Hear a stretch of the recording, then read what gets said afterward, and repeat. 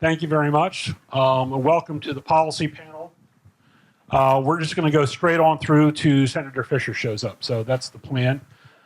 We have an extremely distinguished panel. People who have served at the highest level of government. Starting my immediate right, former FCC Chairman Michael Powell, Nuala Connor, Rick Boucher, Senator Sununu.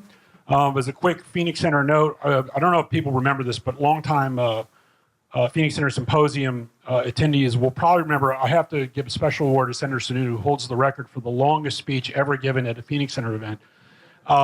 This must have been about 10 years ago. We were over at the Hyatt, and Senator Sununu comes in, and I really appreciate everybody coming out. We have I think a very sophisticated audience. And usually when politicians come in, they come in and go, well, this is a really important issue, and I got to go have lunch, and they leave. Senator Sununu took off his jacket and went for an hour and a half talking with everybody. I've never seen anything like it in all the years I've been doing this. And I had John Conyers coming in at 12 o'clock. So we had a hard stop and a full set of panels. And somebody said, you got to get him off. I said, you get a sitting senator off. What are you, crazy? This is fantastic. So hopefully it won't go this long, but that was really great and worth it. I'm sure you were asking questions because I've never talked for an hour and a half without being interrupted in my life. Oh, no, you were going family back and of 8 kids. No, you were having an interaction with the audience. I was just sitting back going, well, this is great. But in any event, let's start off with sort of the first topic we talked with the lawyers panel about, the net neutrality and reclassification. Again, as we said before, the FCC is currently contemplating this hybrid approach. We're going to regulate the termination side of the market. We're going to, as a Title II carrier, supposedly keep the retail side as a Title I, which is not what the president wants. But the main thing here is that, this is a radical reversal of 15 years of bipartisan policy. And as we actually are very lucky to have somebody who was here, who did the Brand X case and started us very much down this road. Michael, why don't you start and give your thoughts of where this is going and what you think that all this means? Well, it's hard to be succinct on this topic, but I'll try. First of all, we should take a step back and take a deep breath. In my judgment, when you have a vibrant, dynamic marketplace underway, and I don't believe anybody can plausibly argue that the internet market has not been a spectacular example of the deployment of a new and radical invention, extraordinary consumer value, astounding amounts of investment, astounding amounts of growth and speed and transformation of our society. The amount of wealth that's been built, the amount of companies that have risen up off that infrastructure have been phenomenal. What has surprised me is, doesn't the government bear the burden of proof to justify its interventions as opposed to the industry? Every time I do a panel on Title II, someone says, tell me what's so bad about Title II. And my immediate response is, tell me what's so good about it. Why is it that you believe that Title II will make the internet faster, will attract more investment, will make it more affordable to consumers, will reach poor and minority communities quicker? What about that historical regime do you believe generates major public consumer welfare? And you get a blank face. Really nothing there. What you get is that it seems like a very simplistic legal way to justify a set of rules that themselves have very little demonstrable evidence of need.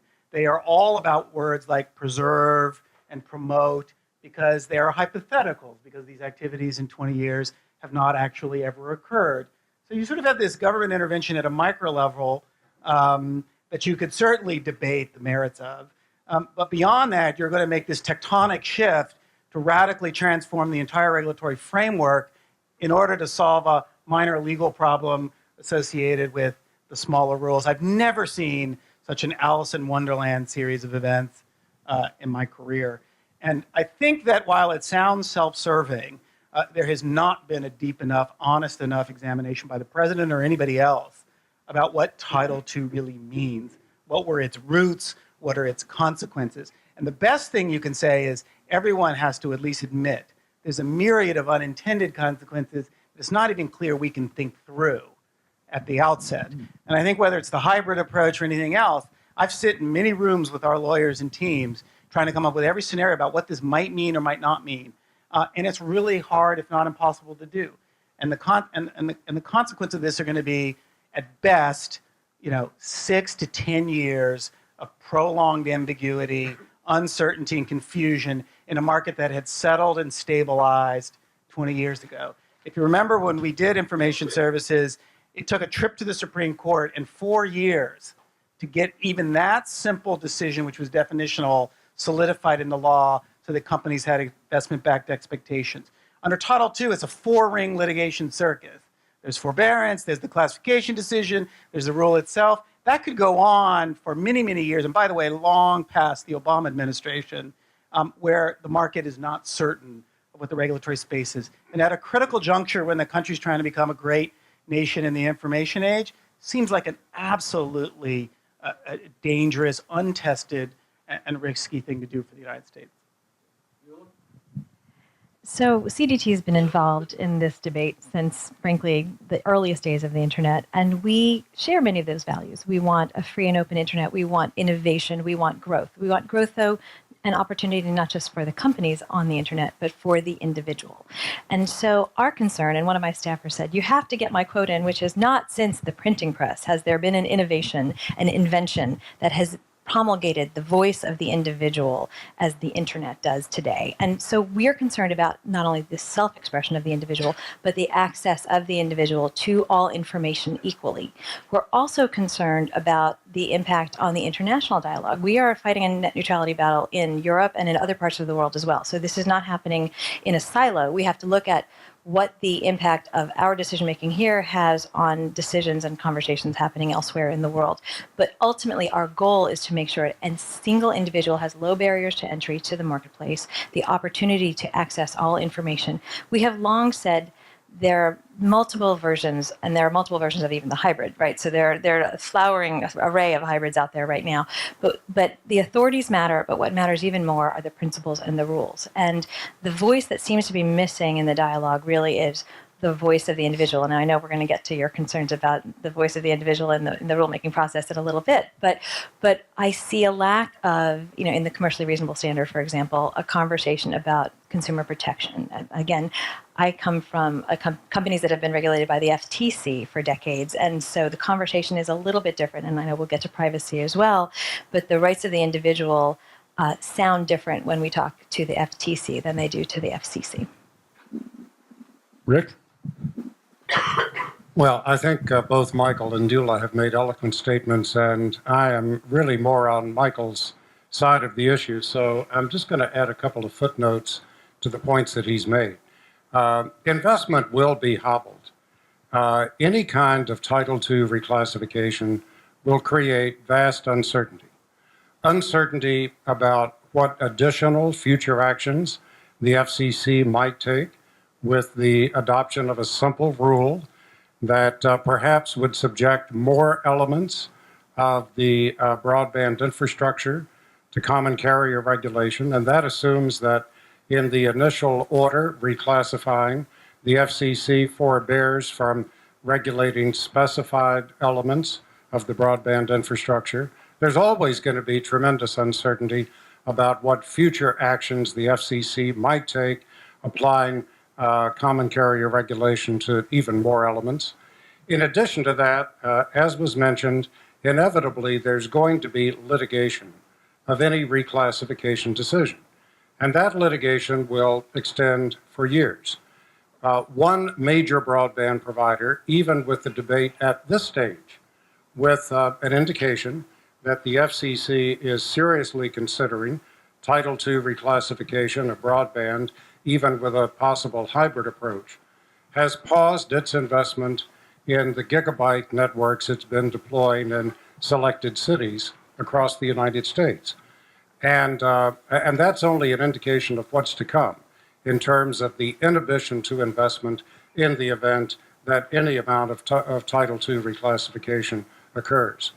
I think the other key point to make is that this is really a solution in search of a problem. Michael mentioned that there have not been instances of broadband providers engaging in blocking activities.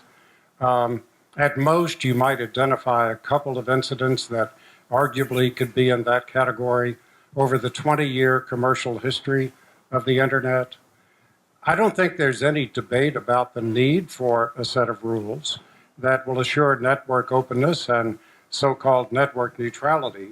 But there, of course, is a huge debate about what approach the FCC would take.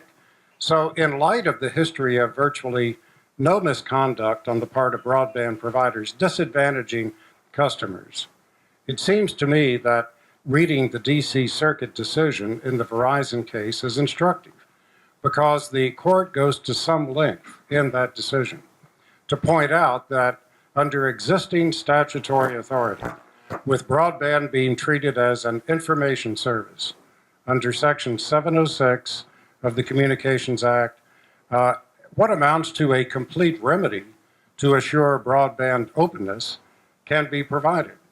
For example, the court points out that broadband provider misconduct, for example, degrading the quality of service that a consumer receives, blocking or inhibiting the access to competing content, could be declared to be a commercially unreasonable practice. And the FCC could block commercially unreasonable practices. So just to cite a case in point, if prioritization, paid prioritization, were to occupy a large part of the internet infrastructure to the point that it degraded the quality of service that a particular customer had contracted with the broadband provider to receive, the FCC could declare that paid prioritization to be commercially unreasonable and proceed to prohibit that broadband provider conduct. It seems to me that 706 carries a complete remedy for the alleged problems that might occur that lead to the need for rules on internet openness. And by adopting that approach, the FCC could avoid the problems that attend any reclassification, placing broadband, which has been lightly regulated now for more than a decade, in the category of common carrier services subject to monopoly era regulation. I think that would be a vast mistake. Hopefully the FCC will come to a reasonable conclusion that the Section 706 remedy is sufficient and can be put into place without causing significant unintended consequences. Thanks, Larry. Ed, having been chastised for speaking for an hour and a half, You were praised. 10 You were years, praised. 10 years ago, You were I'll praised. at least try to be brief to open here and just make a couple of observations or build on observations that have really already been made. First is that, look, this is not a debate about an open internet. And it drives me crazy to hear politicians say that, to look at the name of the docket, the open internet ruling. This is not a debate about an open internet. We have an open internet. We've had one for 20 years. Nobody's interested in blocking or degrading content. This is not about how you, the side that wants to maintain it and the side that doesn't want to maintain it. That's ridiculous. And I would stipulate that if people begin the debate by saying we need to maintain an open internet, chances are they really don't. Or at least they're going to argue for the thing that this is really about, and that's regulation. And this is about power. It's about regulatory power and whether or not we should give the government an additional, significant, strong, in many cases, onerous regulatory power. And Rick talked about the implications of Title II, a regulatory authority on things like investment and innovation. And it's very interesting to me that there are very few people, I'm not aware of anyone, that is really out there trying to argue that Title II will increase innovation. And history shows that European experiments with Title II utility-style regulation discourages investment, discourages innovation, and has actually discouraged improvement in performance, which is why the United States has not just caught up to, but surpassed most European countries in terms of performance. So this is not about openness, it's about regulation. And the Title II regulatory structure is built and designed for monopoly era trains in the 19th century and copper switch telephony monopoly and the middle of the 20th century, in the 30s, 40s, and 50s in the US. That is not the kind of regulatory infrastructure you want to impose on the internet. And a second observation or reinforcement here is we need to be honest that all of the problems that the proponents of Title II regulation are proposing to fix are hypothetical. All of them. And certainly, first and foremost among them, the issue, the problem of paid prioritization. It's something that doesn't exist and hasn't existed. 20 years ago, when we didn't have any net neutrality rules, nobody was engaged in paid prioritization. 10 years ago, when we didn't have any net neutrality rules, no one was engaged in paid prioritization. Today, we have no open internet or oh, there I go, no net neutrality rules. No one is proposing to set up a paid prioritization scheme, fast lanes, slow lanes, whatever you want to call them. So all of the problems that the proponents of much harsher, more overbearing Title II regulation are proposing to fix, they're hypothetical. And it is a mistake in telecom or anywhere else to engage in a regulation, especially new regulatory regimes, based on what you think might happen 5 or 10 years from now. Because inevitably you're going to have significant unintended consequences of the kind that Rick talked about and many others in terms of discouraging investment in innovation. And that's not hypothetical, because over the last 5 to 10 years, I think this was discussed in the previous panel, no industry has invested more in infrastructure, put more capital forward in infrastructure than the telecom industry in the United States. All right, great. Well, let me throw this panel out to the former congressman and senator. Let's say, hypothetically, the FCC does reclassify. A lot of things get implicated by that. Most notably, universal service, which gets implicated by everything. You're going to start, it's going to prices up. You're trying right now the Congress is trying to pass the Internet Tax Freedom Act, okay, which that'll impact it. What would you say the political fallout would be, given the current political environment, the new incoming Congress, if the FCC decides to reclassify in any of its forms? I mean, where do you think this is going to go? And you actually have the President of the United States now weighing in on an administrative matter. Where does this go politically? Well, a couple of points to be made. First, a study released this week, in fact, by Brookings and the Progressive Policy Institute analyzes what would happen in terms of taxes and fees at the state and local levels in the event that reclassification occurs, and concludes that broadband providers would incur state and local fees alone equaling about $15 billion on an annual basis. The federal universal service charge that broadband providers would then have to pay would be estimated at about $2 billion additional dollars. So these are costs that would be passed along to consumers. And I think when consumers start seeing those line items on their bills, they're going to begin to think about whether reclassification was such a great idea after all. I don't know if the FCC would get 4 million comments from those consumers, but there would certainly be a level of consumer pushback saying, why are we all of a sudden having to pay so much more without receiving any additional services? I think it's worth noting, and I'm just stating the obvious when I say this, that Congress, in the event that reclassification occurs, can pretty much put on the shelf any notion of passing a telecom reform. Because telecom reform, even though telecom issues typically don't draw a partisan distinction and require bipartisan support, and there are elements that we can talk about when we get to that item on the agenda that could encourage bipartisan support. All of that is going to be infected with the highly partisan debate about network neutrality in the event that reclassification occurs. So a huge price to be paid is the foregone opportunity to amend the Telecom Act, to modernize it, bring it into the 21st century, that reclassification happens. Congress will conduct hearing after hearing. The FCC will be occupied with having to respond to questions. The chairman will be up there repeatedly as a witness. Legislation will be introduced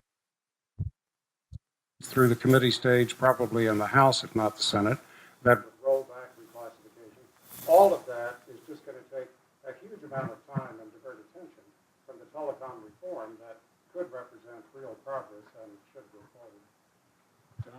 forward.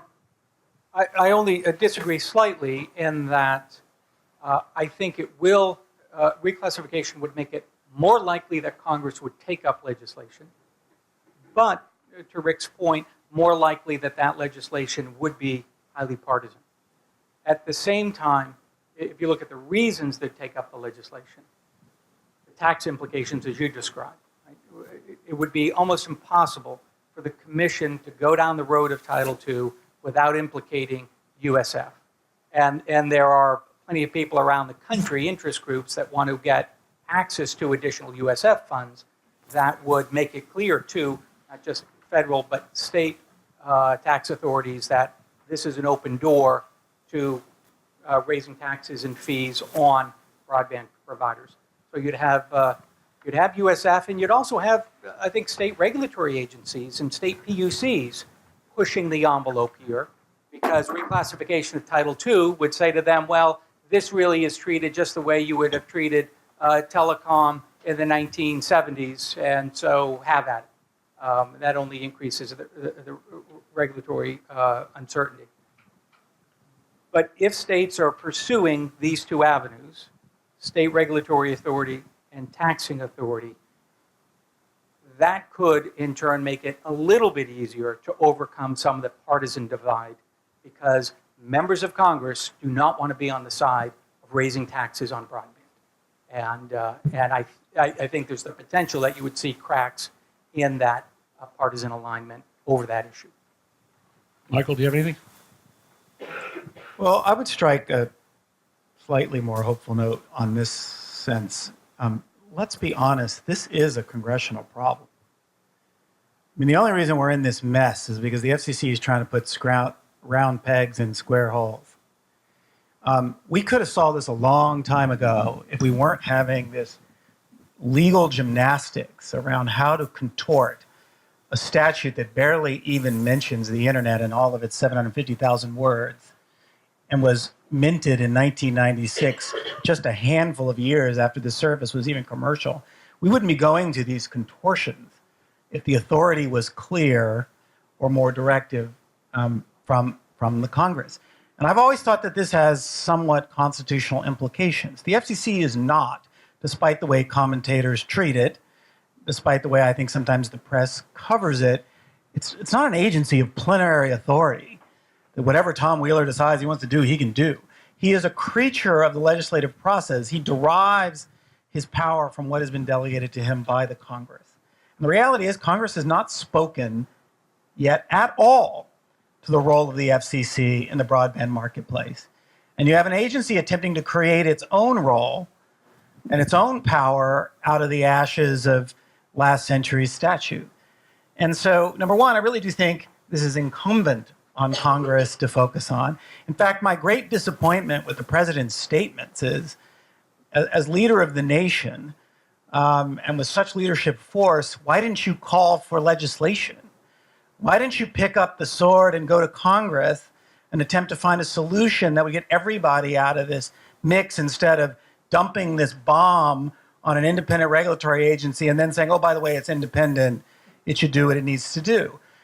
Almost all Democrats who've come out for Title II have been very hasty and quick to say, but forbear from everything else, as if that's some easy, facile thing to do. But taking them at their word. The president's remarks themselves are, we need Title II to get strong net neutrality, but then forbear from all the things that don't make sense.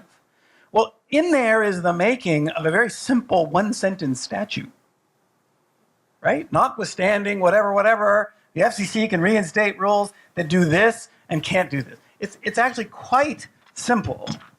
And I think it's sad that we've, as a nation in some ways, started treating the Congress as something so broken, so unfunctional, that we won't even make an effort, right, to see whether it can fix a problem that is inherently within its responsibilities to fix. And, so look, I kind of agree with both the members who are more experienced than I am, but I do think there's the makings of a deal there.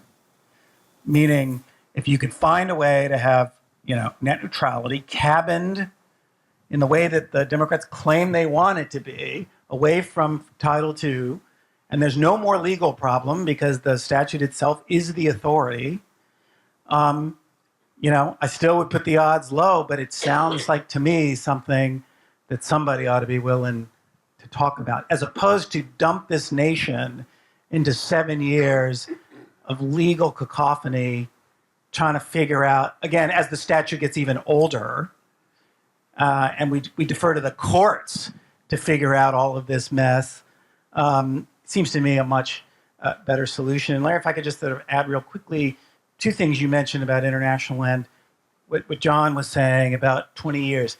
Let me be honest. Our companies are self-interested, profit-maximizing, greedy guys. Don't take this as a statement that, oh, trust us, their behavior is good. We haven't done it, we won't do it, trust me. And if you don't trust them, you should have a rule. They haven't done it because it doesn't make sense. I've spent hours with engineers in these companies who say, in the last 10 years, we've had many executives come and say, does any of this make sense? Could we do this? And the answer is always no.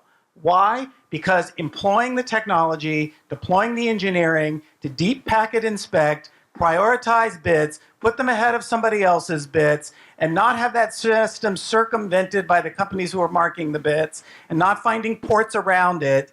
For Christ's sakes, the government, JP Morgan, and Home Depot can't figure out how to keep people out of the systems. You sure don't believe cable companies are going to figure out how to restrict a fast lane only to a particular set of people without it costing more. Here's the key. It costs more than just expanding capacity.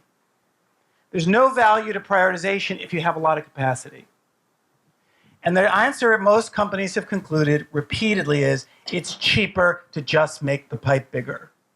It is cheaper for Comcast to go from 50 megs to 100 megs than to try to deploy this inane engineering solution. And who are they going to charge?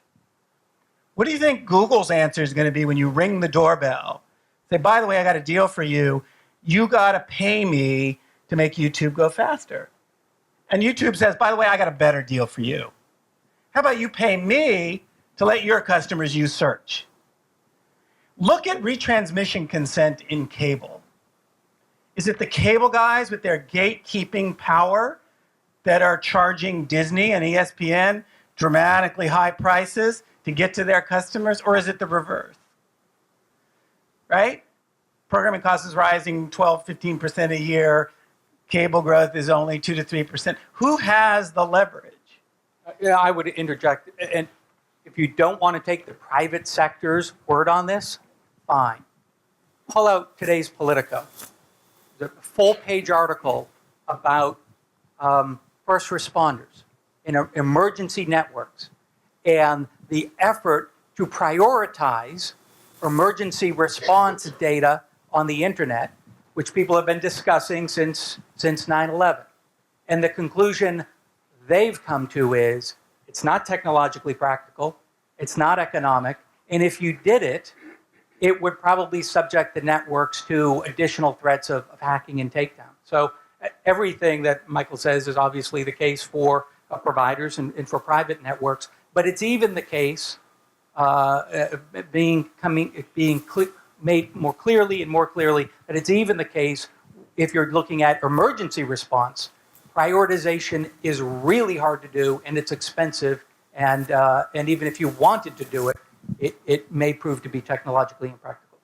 Well, as a quick segue to that, is we're very fortunate to have Nuala here as one of the world's experts on privacy. We talked about the hacking. Could you touch a little bit on that? I would be, like I said, remiss if we didn't have some commentary on that. We're trying to do other broadband issues here. I was going to say, you asked the policy priorities, and sad to say, this is actually not the number one policy priority, at least not for the companies. And Michael's very persuasive, but you're talking to different companies and different engineers, because the engineers I'm talking to are way smarter than whoever you're talking to. But we agree on many things. And you stole my square peg and round. Yeah, let's get them right here. Let's bring it. Engineering smackdown. You stole my square peg and round hole line, though, and I totally agree that. But we can sit here and we can complain that Congress is not acting, what choice do we have? What choice does Chairman Wheeler have? And Chairman Wheeler recognized in a speech less than a month ago that there is not adequate deployment. There is not adequate pipe right now. So we all want to get there. That's definitely the right answer, but we are not in that reality right How now. does Title II help him get more pipe to more Americans? I don't say that Title II is the answer to that, but I do think that it is partially an answer to many of the fundamental values we're trying to espouse on the internet. But you asked about data security, which is different from data privacy, although a very closely related issue. Totally, I think, well, somewhat unrelated to net neutrality entirely, the level of deployment of security systems in major companies is something we should all be concerned about, right? I have worked at several of them, and it is a growing risk area for our biggest companies in this country, and not just government agencies as well. So what you're seeing, I think, with the most recent breaches at Home Depot and elsewhere is an awareness that data is the biggest asset these companies have, and that the deployment of resources by these companies to protect that asset has got to be a top tier issue for the risk committees at all of the companies that you all represent, and the companies that are not even thinking of themselves as tech or data companies right now. In the 8 years I was at GE, I saw privacy and security move from not even on the radar screen to in the top 5 of the risk analysis every single year. They were doing it right, they were getting it right, and they were minting some of the best, not just engineers, but security officials, privacy folks. It's an incredibly rich and growing area. But that really leads me to the issue that we think at CDT is actually the number one issue for internet companies. And again, we've got folks that work with us not only in tech, but also in telecom, and that is the surveillance issue. We were disappointed to see what happened in Congress this year, but we still think it is the compelling public policy issue of this age. The blurring of the lines between data held by private sector companies and it into the hands of the government, and the lack of rules or real clear negotiation about how those transfers happen is the fundamental issue of the internet age. The lack of our ability to engage in discourse, in communications, in private thought, or in commercial transactions without a fear that it will somehow end up in the hands of the federal government in this country or any other country has a profound chilling effect on our society. And that is, to us, the number one public policy issue we are facing right now. Data breaches have become discouragingly routine. It seems like almost every other week there's the story of another major company undergoing a data breach with millions of individual records being hacked and taken for whatever purpose. And it seems to me that stakeholders, meaning the companies that hold data, companies that are required under what amounts today to about 48 separate state laws, many of which are disparate, oftentimes they're in conflict, would be far better off if we had a national standard preempting the states that said that when a breach occurs, here's who you have to notify, here's when that notification has to take place, here's what the notification should say. And then teamed with that would be data security standards. If you're a data broker, what kind of due diligence do you have for determining that people who are trying to access the data from you are who they say they are? Some of the data breaches have been based on what amounts to massive scale phishing, where the people who got the data represented that they were somebody else entirely. So some amount of due diligence ought to be required. There ought to be a data security standard. This is not going to happen until the companies come forward and collectively say, we're having a hard time complying with 48 state laws when these rather routine breaches occur. But the time has come for there to be a serious discussion in industry about the advantages that would come to them with a national standard. I also think that having a national standard would go a long way toward helping to instill consumer confidence that their personal information is more secure. And with that higher level of consumer confidence comes a greater willingness to trust electronic commerce and a wide range of online transactions. So if one is interested in the growth of the use of broadband, here's a good way to get at it. I think that data breach legislation is one of the areas that Congress really could potentially act on it in the next 6 months. It's a legislative area. There's been a lot of work done on it. There is some more consensus than disagreement. There's the need that Rick described for some standardization and unification and potentially even preemption of rules associated with disclosure. But the challenge will be to avoid some of the really contentious issues, at least as far as data breach is concerned, like surveillance. So you bring a data breach bill to the floor, how do you either address or avoid getting bogged down on their surveillance issues that were mentioned earlier?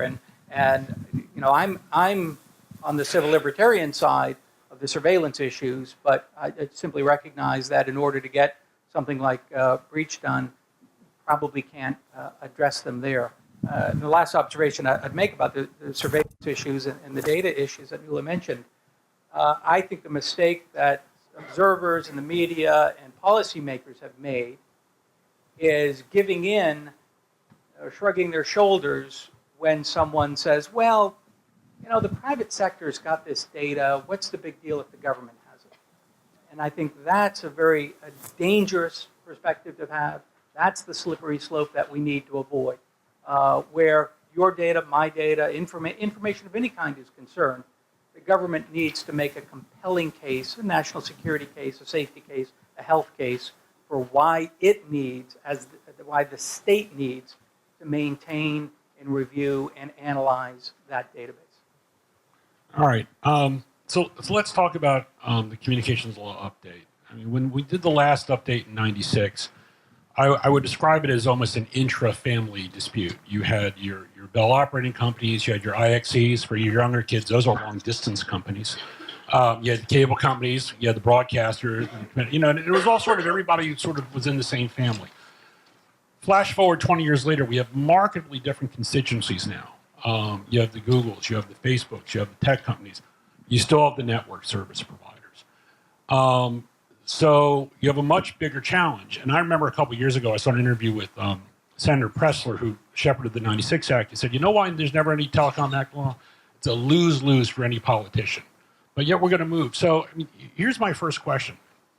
What is it that we want from a Telecom Act rewrite? We keep talking about, do we do a major tweak, do we rewrite, but what are the policy objectives that we're trying to get out of the new law? And I'll start with you, Michael. Big question. I think the first thing is what we were talking about. If we acknowledge the square peg round hole problem, I think the United States Congress has to speak to the contours of the role of the regulatory agency over an infrastructure and architecture that is radically different from the ones it's been historically built around. And that's not just what laws they administer, but whether they're even organizationally constructed to be effective. Look, all of us who practiced before them know, no matter how hardworking or how committed, you know, that's a process whose deliberation model is years in the making for a market that increasingly cannot abide by a decisional process that takes years. I mean, just something which seemingly should be simple, like net neutrality, we're talking about we're on year, when did this start? I said the 4 freedoms in '04.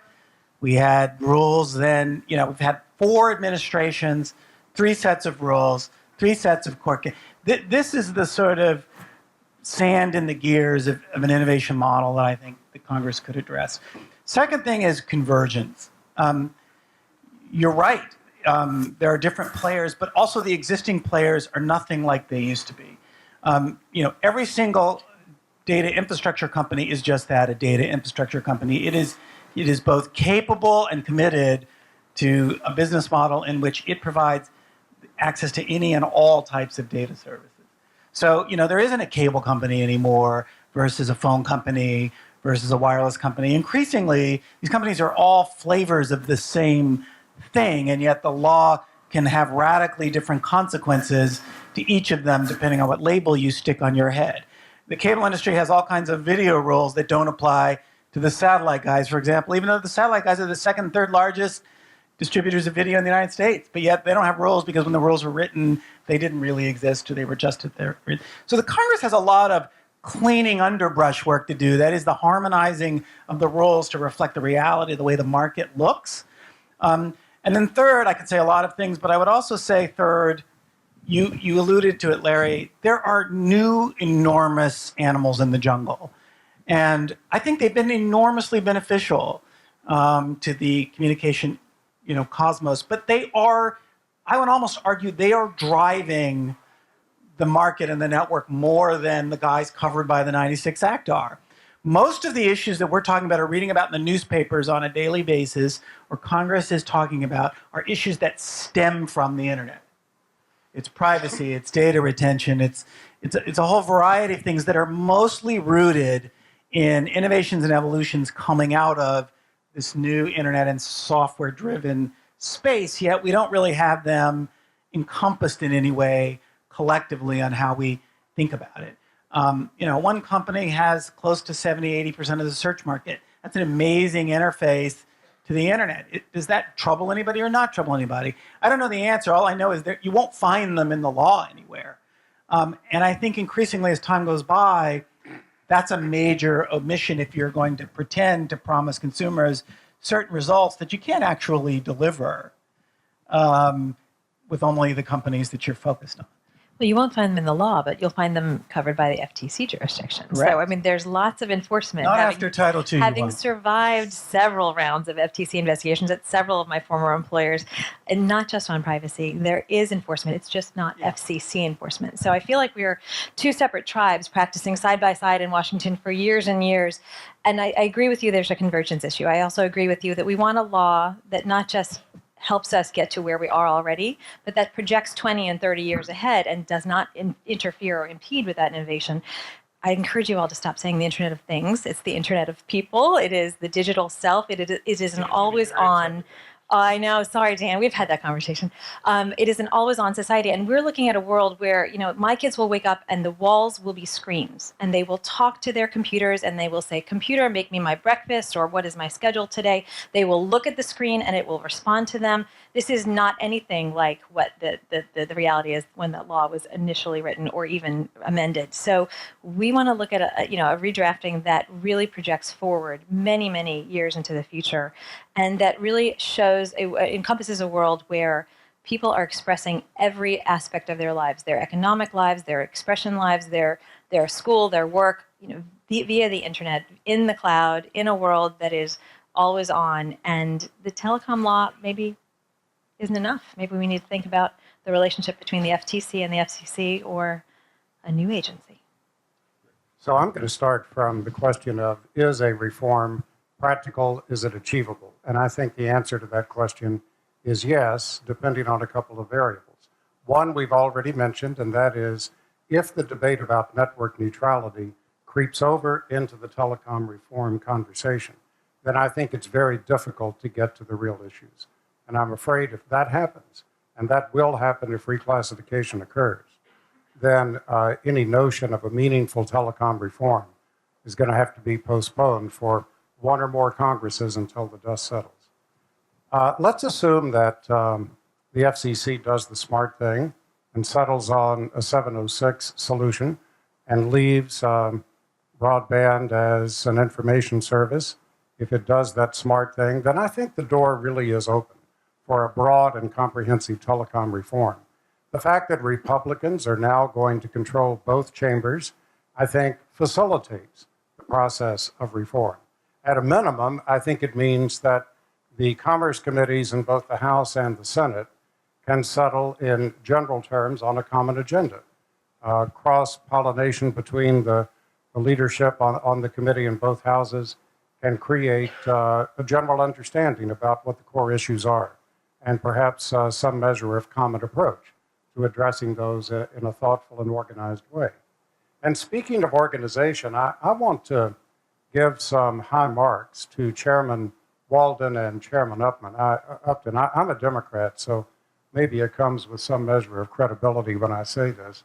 But I think their approach is actually far more thoughtful and organized than was the approach that was undertaken as a forerunner to the 96 Act. That practice was pretty much ad hoc. Members introduced bills. They addressed discrete subjects. More bills were introduced. Eventually, there was some combination of bills into broader principles, but it was really a kind of a member up, backbencher up almost process. And the leadership of the committees didn't get involved until fairly late in that process. In fact, the first forerunner bills were introduced in 1988. And so there was an 8-year incubation period before a law was actually signed. This time is very different. It is more leadership directed. Chairman Upton and Chairman Walden are clearly involved on the front end. They have set forward a realistic schedule. The last 2 years were spent collecting stakeholder comment, getting expert commentary on what the areas of needed reform are and what the logical approaches to reform might be.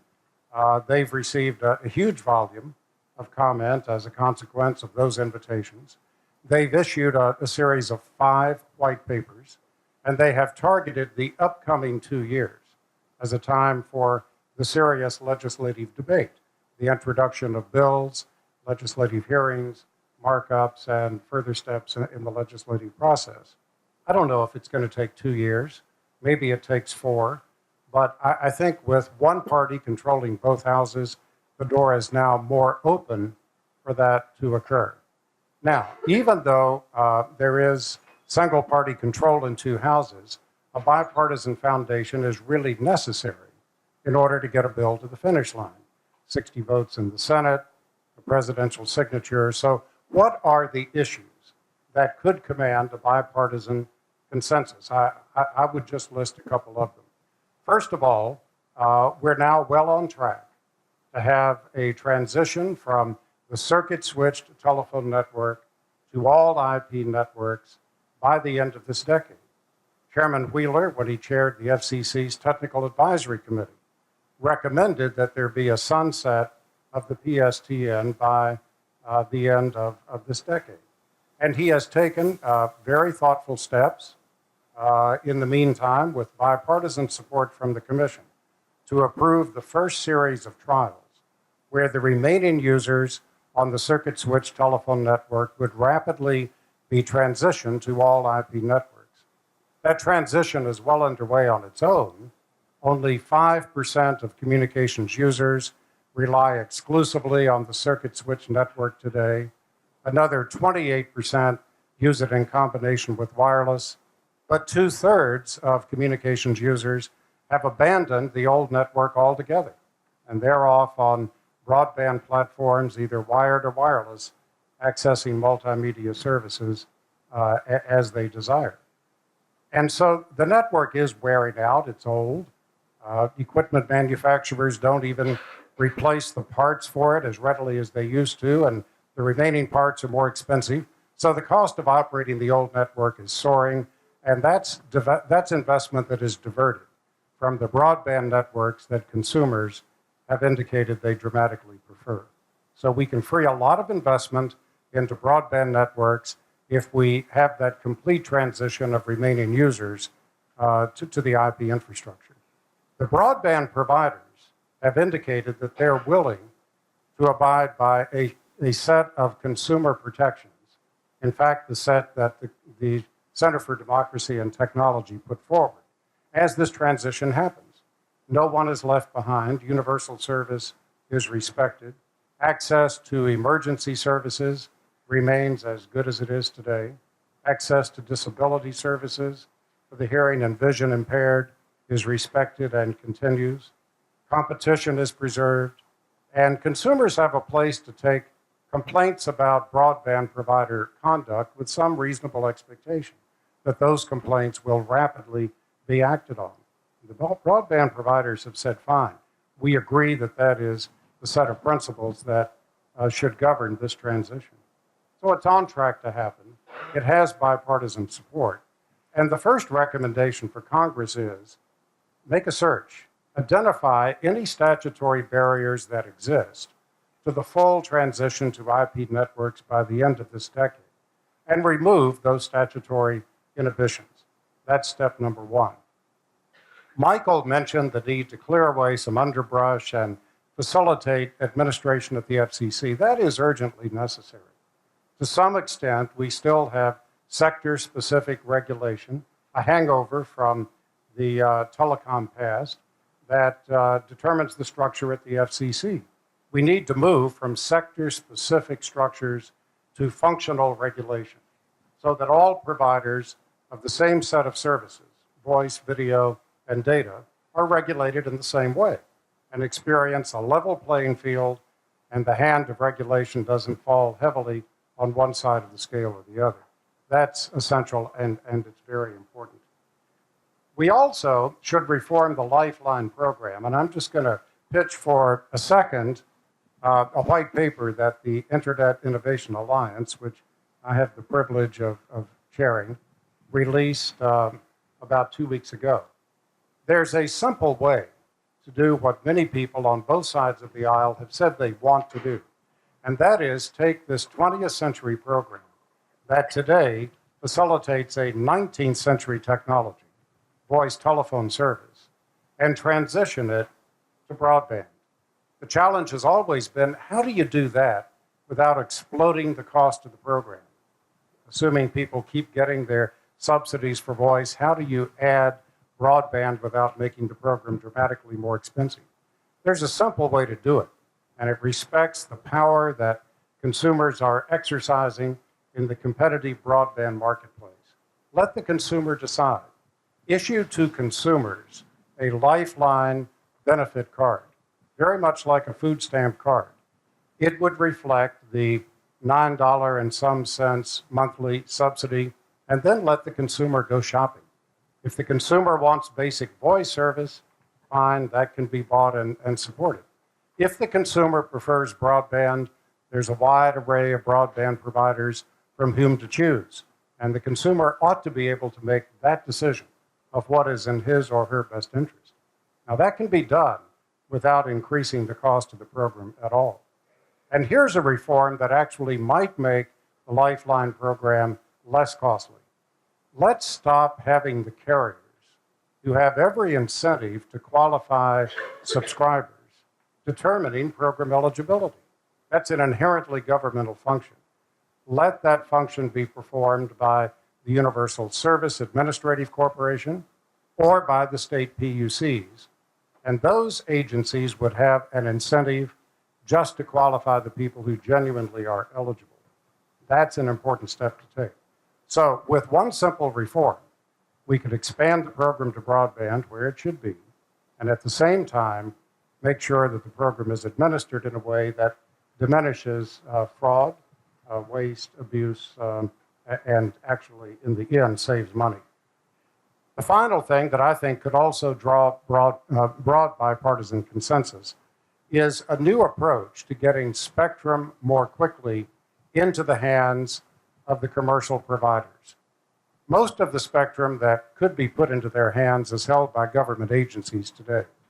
The current program for trying to repurpose spectrum out of government ownership simply doesn't work very well. It is slow. It takes forever to determine what spectrum could be reallocated. Once it is determined, it takes forever for the agencies to actually vacate that spectrum. They drag their feet. They're very slow. So let's have another approach. Let's give them incentives to offer up spectrum and to get out of the spectrum band very quickly. Perhaps, just as we're giving broadcasters an incentive to donate spectrum in the incentive auctions, we could give agencies a share of the auction proceeds when the spectrum they offer up and vacate is auctioned to the mobile providers. Seems to me that it's an innovative approach that deserves consideration, and I believe you could get bipartisan support for that. Now, if you can do all those things, I think you've got a pretty comprehensive reform, and that would be an appropriate set of issues to address to modernize telecom regulation for modern times. I would distill successful telecom reform into just a couple of things.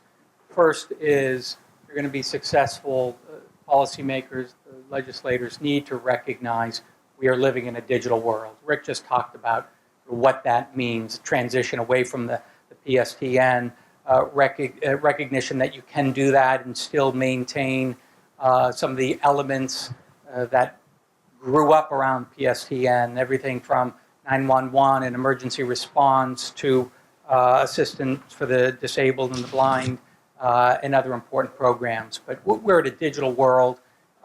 When the 96 Act was written, it was all about the PSTN and the primacy of the PSTN and all the debate and discussion. One of the central themes was about wholesaling that network, co-locating, setting up competitive carriers. And I mean, less than 10 years later, copper lines were going away like there was no tomorrow. And so we need to write a statute that appreciates, understands, and recognizes that we're in a digital world. Second, policymakers have to approach this from a recognition that we're in a far more competitive world than we were in 1996. In 1996, you had one national long-distance player and some regional players. You had your local cable provider. Today, most people in America have at least 3 wireless providers, at least 2 fixed broadband providers, 2 satellite providers, and then, of course, all of the edge providers that have been built around the internet. That's competition. We shouldn't say, well, it's really complicated, so this will be hard to do. We should recognize the reason it's complicated is because there's much more competition than we've had before. In the 90s, one of the things we got hung up on in 96 was media ownership rules and sort of the belief that the world was getting less competitive, not more competitive. So we needed special rules to prevent their local radio station from being owned by the local newspaper. And what did that get us? That got us the end of local radio and the end of local newspapers. So, we need to recognize there's more competition, not less. We're in a digital world. And finally, legislators, as should always be the case, cannot predict the future of technology. You write a statute that says 10 years from now, we're all going to be watching TVs on screens on our wall. With all due respect, I think that might happen. I'll be excited if it happens. But none of us know if it's going to happen. And so don't write a regulatory regime built on that predicate. And this is where I get a little bit concerned about functional regulation. It's rational. I'm not against it. But if you do it, you better make sure it's less regulatory, not more regulatory, because my guess is those functions are going to change. And what was a content provider today might be an infrastructure provider tomorrow. You've got the networks like CBS or content providers like Viacom and HBO suddenly deciding they don't want to distribute through cable providers. They want to go over the top. That's fine. But that's a very different product and service and world than the one they were competing in just 2 years ago. That brings up my next question, and it's everybody sort of hit it on the head. I mean, the 96 Act was supposed to be pro-competitive and deregulatory. And the Act contained a variety of provisions, Section 10 of forbearance in particular, but there's also a variety of stuff in the 92 Cable Act, where the FCC is supposed to sunset certain things and use its authority greatly. Yet we've actually had almost an increase in regulation. I mean, under the Cable Act, if you have a half competitor, you don't have rate regulation. A half a competitor. We should have sunset set-top boxes years ago, yet we still have set-top box regulation. We did a whole paper published on that. So the question is I find in the debates is you're always arguing over how many chickens does it take to make the market competitive. I mean, this is an expensive business in terms of the network business. It's not going to be characterized by 20 firms unless you have a massive degree of collusion. But you're going to have few firms competition. Yet what do we have some sort of mechanism that we've learned that we can get the FCC to do more forbearance? I mean, with the Phoenix forbearance order, we've sort of taken that away with the residual unbundling obligations. What do we do to move that process forward so that we get the pro-competitive and the deregulatory that we were looking for in the 96 Act but never arrived? You've answered your own question. Okay, good. And it's instructive to Title II. 1, no regulatory authority ever goes away unless taken away by Congress. And no regulator, once given regulatory authority, ever lets it sit on the shelf without using it. So this gets to the issue of Title II. The idea that you're going to impose Title II and forbear from a bunch of sections, but never have a movement to take those sections off the shelf and implement them and impose them, that's crazy talk, because that is simply not how regulatory bureaucracies work. So Congress should get involved, should rewrite the statute, and the only way things like set-top box regulation is going to go away is if Congress says, you know, this is repealed under the new statute. Regulators don't give up regulatory authority ever voluntarily. I think there's a bigger fundamental question that I don't know if the reform will address or not, but it's the open question of, is the country convinced that it has to empower an administrative regulatory agency to tend to, in an a priori way, the economic fundamentals of a market? Because the FCC is, in essence, the last of the New Deal agencies. It is the last of an agency who has fundamentally embedded in its mission master tending to the economic terms and conditions of markets.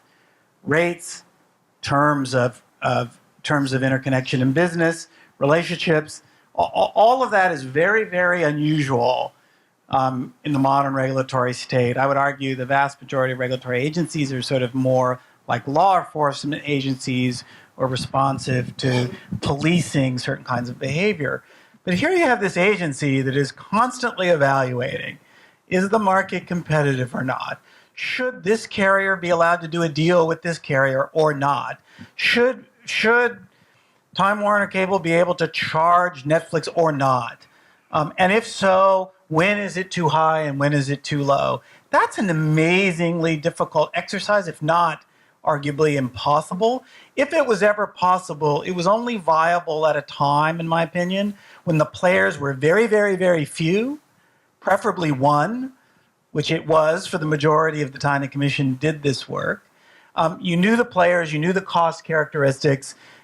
You basically, as a government, had actually abandoned the principle of competition because the fundamental premise of Title II is natural monopoly.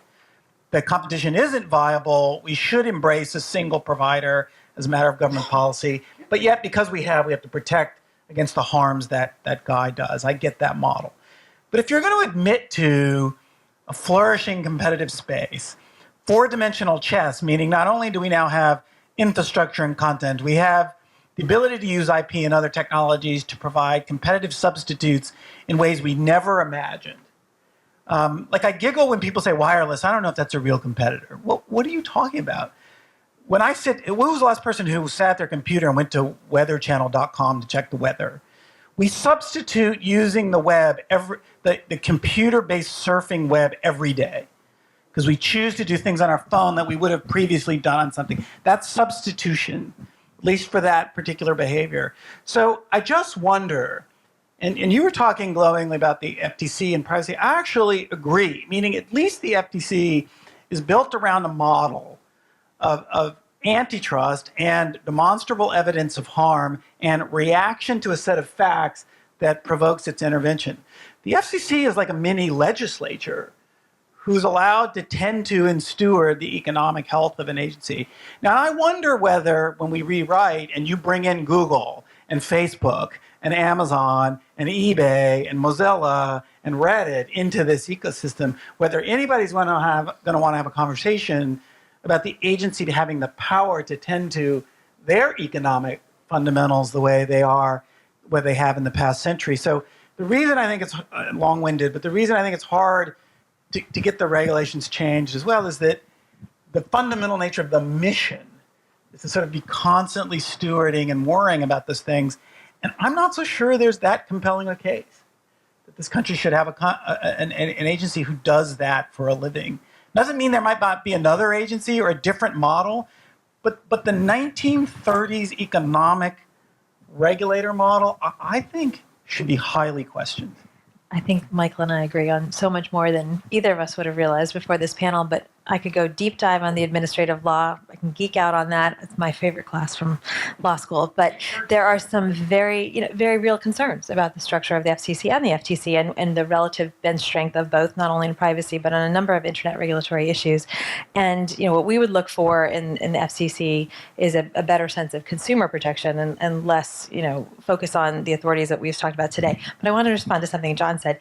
I'm not suggesting that the rewrite should be specific. On the contrary, absolutely. In my experience, again, working in the tech sector and in Washington, Washington has not kept up, right? Washington has not gotten tech on a profound and fundamental level, nor has tech gotten Washington. And, we can talk about my time in Seattle and in Silicon Valley. What I would think we would call for, though, is some humility in the process of writing that recognizes that the future does not look anything like the past. The fundamental structures and activities and players look nothing like they have in the past. And that is the joy of working in the internet space, is that it is a disruptor on every level. And I get that it's hard, but we haven't seen anything happen in Congress lately that has really addressed the fact that the reality that most of us are living in profoundly does not match what the regulatory structure does. Rick, did you have something? All right, well, let's wrap. We're still waiting for Senator Fisher. I was told she's going to be here at noon, so we're shamelessly stalling for time here. So here's a question that I left the lawyers panel with. And it's an overall policy thought piece. It's internet policy in the era of collectivism. I raise this with the legal panel. I mean, I've never seen such large public involvement, but more to the point, I've never seen broadband policy become so politicized. And I'm not sure whether it's a good thing or a bad thing. And I guess, Rick, you had mentioned earlier, I mean, if there's a Telecom Act rewrite, I've seen people write about this, you saw what happened in the SOPA-PIPA debate, which was over SOPA and PIPA. But given, the net neutrality, I mean, is it possible anything done with this kind of politicization? I mean, is it good for the process that we just sort of have this, again, sort of vox populi, this, I would call it, as I said earlier, administrative vigilantism? The question has a number of facets, so let me see if I can pick it apart. Yeah. All right, so I'll try to be somewhat conservative about this. Has the network neutrality debate been healthy for democracy in the telecom space? I honestly don't think so.